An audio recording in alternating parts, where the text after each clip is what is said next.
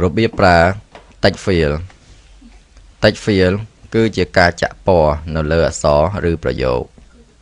បញ្យលពាក្យ field មានន័យថាបំពេញឬក៏ចាក់បញ្ចូល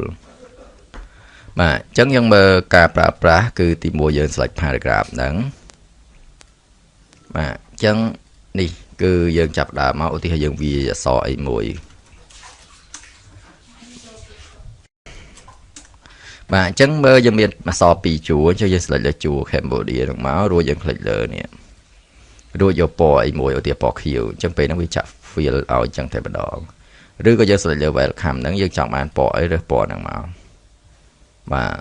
អញ្ចឹងភាគច្រើន text field នេះគេប្រើឧទាហរណ៍ដូចមានគំរូមួយឧទាហរណ៍ដូច CV គំរូហ្នឹងគឺយើង click លើកន្លែង personal data ហ្នឹងមករួចយើង click លើ text field ហ្នឹងមកឧទាហរណ៍យកពណ៌ប្រផេះអញ្ចឹងយើងយកចឹងមកនេះដូចគ្នាយើង select លើវាយក text field ហ្នឹងដូចគ្នាអញ្ចឹងករណីយើង text field យើងយកដដែលដូចគ្នាអញ្ចឹងគឺយើង select លើវាហ្នឹងមករួច click លើនេះ format painter នេះលឿនរួចយើង click លើវាអូសមកអូសយកបាទអញ្ចឹង text field ភាគច្រើនគេប្រើនៅកន្លែងហ្នឹងឯងដែលយើងត្រូវការចាក់ field ណាមួយចូលបែបហ្នឹងឯងអញ្ចឹងដូចគ្នាដែរបើយើងចង់ដោះវាមកវិញយើង click លើវាហ្នឹងរួចយើង click លើ field ហ្នឹងយកពាក្យថានេះno color អញ្ចឹងពេលហ្នឹងបាត់ដូចគ្នាហើយអញ្ចឹងយើងត្រឡប់ដូចដើមវិញចុច undo ហ្នឹងវាចេញធម្មតាអញ្ចឹងវិញ